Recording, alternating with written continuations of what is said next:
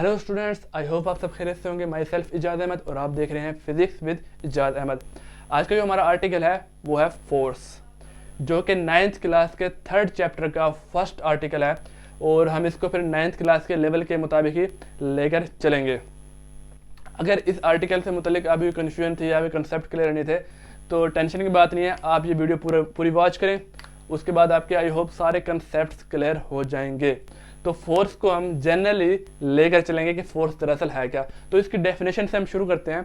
A force is an agent which can change existing state of an object. तो इस definition से क्या पता चलता है?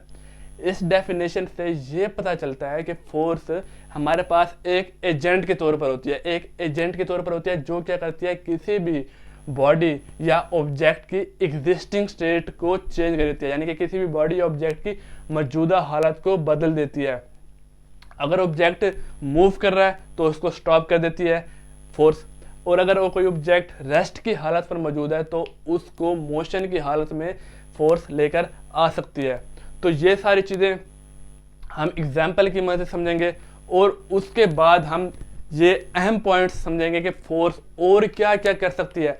तो एग्जाम्पल हम देखते हैं। हमारे पास दो फुटबॉलर मौजूद हैं और यहाँ पर आप फुटबॉल देख रहे हैं, ये ठीक है। ये फुटबॉल जो है हमारे पास रेस्ट की हालत में मौजूद है, यानी कि इसकी एग्जिस्टिंग स्टेट क्या है, रेस्ट। लेकिन जब एक फुटबॉलर बॉल को किक करता है तो वो क्या कर रहा है, उसकी रेस्टिंग स्टेट को ख़त्म कर रहा है। किसकी वजह से? फोर्स की वजह से। क्योंकि जब वो फुटबॉलर किक करेगा तो क्या होगा कि बॉल रेस्टिंग स्टेट से मोशन वाले स्टेट में चली जाएगी, क्योंकि फोर्स लग रही है उस पर। ये देखिए यहाँ पे फुटबॉलर ने बॉल को किक किया तो फुटबॉल रेस्ट की हालत से मोशन की हालत में चली गई, यानी उसकी एग्जिस्टिंग स्टेट चेंज हो गई, ठीक है।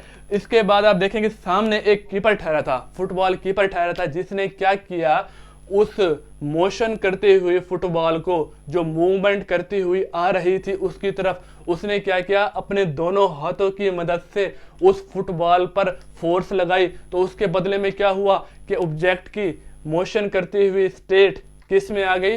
रेस्ट स्टेट में। पहले जब फोर्स लगी तो ऑब्जेक्ट ने मूव करना शुरू कर दिया, रेस्ट वाले स्टेट से बॉल मूविंग स्टेट पर आ गई। और जब दूसरा बंदा परली साइड पे ठहरा था तो उसने उस ऑब्जेक्ट को अपनी फोर्स लगाकर रोका, यानी मूविंग स्टेट से उसको वो रेस्ट वाले स्टेट पर ले आया। तो ये तो दो सूरत हाल आपने देखी कि ऑब्जेक्ट के फोर्स जो है हमारे पास रेस्ट वाले स्टेट को मूव करा सकती है और मूवमेंट वाले स्टेट को रेस्ट में लेकर आ सकती है। तो मजीद भी हम पॉइंट्स देखेंगे। तो इससे पहले हम देखते हैं कि फोर्स किस तरह से एक बॉडी पर असरअंदाज होती है। हमारे पास बेसिकली फोर्स दो तरीके से असरअंदाज होती है। एक होती है हमारे पास पुश फोर्स, ठीक है, और एक हमारे पास होती है पुल फोर्स। इन दो तरीकों से फोर्स जो है एक ऑब्जेक्ट पर असरअंदाज होती है। अब पुश फोर्स और पुल फोर्स को समझने के लिए हम दोबारा एक एग्जाम्पल का सहारा लेते हैं। पुश दरअसल उर्दू में कहते हैं, पुश का मतलब धकेलना, किसी चीज़ को धक्का लगाने को पुश फोर्स कहते हैं, ठीक है। फर्ज करें आप एक हाईवे पे जा रहे हैं और आपकी खुदा न खास्ता गाड़ी जो है हाईवे पर ख़राब हो जाती है, तो आप उस गाड़ी को वर्कशॉप तक लेके जाने के लिए आप क्या करते हैं, या तो गाड़ी को धक्का लगाते हैं या गाड़ी को टो करवा लेते हैं। और अगर आप की गाड़ी ख़राब हो गई और अगर आप गाड़ी को धक्का लगा रहे हैं वर्कशॉप तक ले जाने के लिए, तो आप क्या कर रहे हैं, अपनी गाड़ी को पुश कर रहे हैं। उस पर कौन सी फोर्स लगा रहे हैं? ये पुश फोर्स लगा रहे हैं। देखिए यहाँ पर आप देख रहे हैं हमारे पास एक गाड़ी मौजूद है और यहाँ पर एक बंदा मौजूद है जो कि गाड़ी को पुश कर रहा है, धक्का लगा रहा है, ठीक है। ये होगी हमारे पास पुश फोर्स। अब पुल फोर्स हमारे पास क्या है वो भी हम देख लेते हैं। पुल फोर्स होता है किसी चीज को खींचना, जबकि पुश फोर्स क्या होती है? किसी चीज को धकेलना, ठीक है। तो पुल फोर्स यहाँ पर आप देख सकते हैं। अब ये आगे वाली गाड़ी जो है आप देख रहे हैं, ये ठीक है, और ये पीछे वाली गाड़ी को खींच कर कहाँ लेके जा रही है? वर्कशॉप तक। तो यहाँ पर ये आगे वाली गाड़ी पीछे वाली गाड़ी को अपनी तरफ खींच रही है, तो ये क्या हुई? पुल फोर्स। अपनी तरफ खींच रही है पुल फोर्स, और धकेलना पुश फोर्स, ठीक है। इसकी एक और एग्जांपल ले लेते हैं पुल फोर्स की। फर्ज करें मेरे पास एक बाल्टी है जो पानी से भरी हुई है। अगर मैं उस बाल्टी को ऊपर की तरफ लिफ्ट करता हूँ तो मैं क्या कर रहा हूँ, बाल्टी को ऊपर उठा रहा हूँ, अब खींच रहा हूँ, तो वो भी क्या होगी, हमारे पास पुल फोर्स होगी।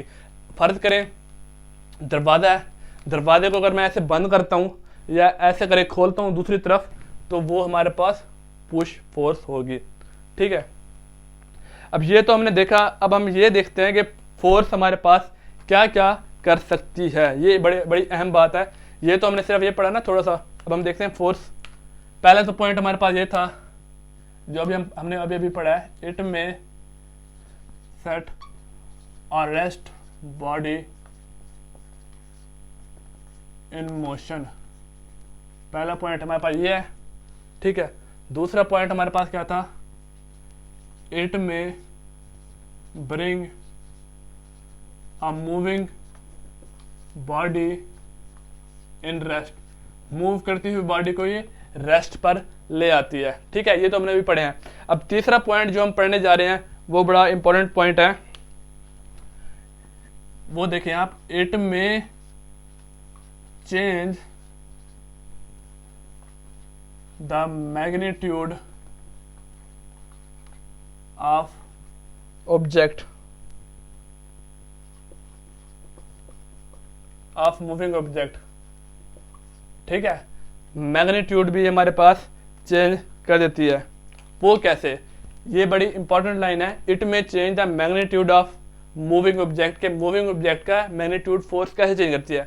इसके लिए हम फिर एक गाड़ी की मिसाल लेते हैं। फर्ज करें हम हाईवे पर जा रहे हैं और हमारी गाड़ी 40 किलोमीटर पर आवर के हिसाब से मूव कर रही है, लेकिन हम चाहते हैं कि हमारी गाड़ी मजीद तेज़ रफ्तार से मूव करे। फ़र्ज़ करें हम चाहते हैं कि हमारी गाड़ी 60 किलोमीटर पर आवर की रफ्तार से मूव करे, तो हम क्या करेंगे कि गाड़ी को मजीद रेस देंगे, उसको मजीद एक्सेलरेट करेंगे। ठीक है, जब हम गाड़ी को मजीद रेस देंगे तो हमारा इंजन क्या करेगा, इंजन मजीद फोर्स लगाना शुरू कर देगा।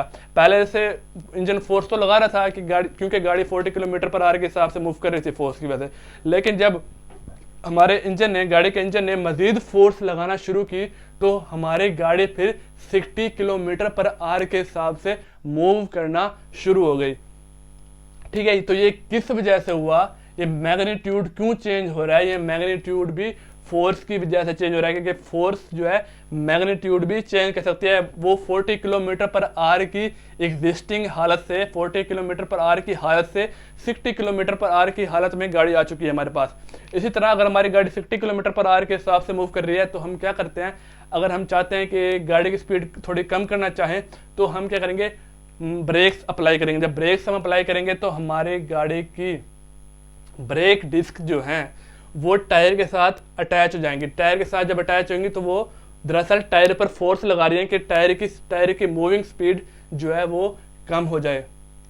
तो ये क्या है कि गाड़ी की स्पीड कम करने के लिए भी हम फोर्स लगा रहे हैं और गाड़ी की स्पीड ज़्यादा करने के लिए भी फोर्स लगा रहे हैं और गाड़ी को रेस्ट की हालत में लाने के लिए भी हम फोर्स लगाते हैं। तो इससे हमें ये पता चलता है कि जो है फोर्स जो है वो मैग्नीट्यूड भी चेंज कर देती है। ठीक है, अब इसके बाद हम थर्ड पॉइंट देख रहे हैं,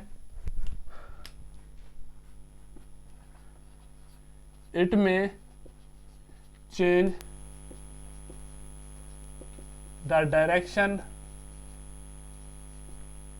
ऑफ मूविंग ऑब्जेक्ट। फोर्स हमारे पास क्या कर सकती है, फोर्स हमारे पास एक मूविंग ऑब्जेक्ट की डायरेक्शन को भी चेंज कर देती है। वो कैसे, वो हम समझते हैं। जैसा कि आपने क्रिकेट मैचेस में देखा होगा कि जब एक फास्ट बॉलर फास्ट बॉल कराता है तो अक्सर ऐसा होता है कि बैट्समैन अपनी अक्लमंदी का मुजाहरा करते हुए उसी फास्ट बॉल को थोड़ा सा एज देकर बॉल को कीपर से बचाते हुए बाउंड्री तक पहुंचा देता है। वो कैसे, क्योंकि जब फास्ट बॉलर बॉल पे फोर्स लगाता है तो वो किसी न किसी वेलोसिटी से बॉल तेजी से मूव करती हुई आ रही होती है। तो बैट्समैन सिर्फ अपने बैट से हल्का सा एज करते हुए, हल्की सी फोर्स लगाते हुए क्या करता है, बॉल की डायरेक्शन चेंज कर देता है। उससे क्या होता है कि बॉल कीपर के हाथों से बचते हुए आराम से बाउंड्री तक पहुंच जाती है। ठीक है, तो यहाँ से ये पता चला कि फोर्स जो है ऑब्जेक्ट की डायरेक्शन को भी बदल देती है। ठीक है, अब हम पांचवा पॉइंट पढ़ने जा रहे हैं,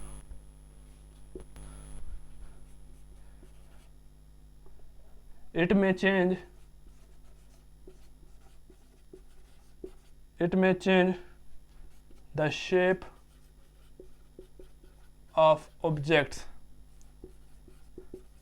पांचवा पॉइंट हमारा ये है कि फोर्स जो है ऑब्जेक्ट्स की शेप को भी चेंज कर देती है। वो कैसे? फर्ज करें आपके पास एक सेब है और आपके पास एक छुरी मौजूद है, तो जब आप सेब को काटने के लिए छुरी उस पर रखेंगे तो आप छुरी पर क्या करेंगे, नाइफ पे क्या करेंगे, फोर्स अप्लाई करेंगे।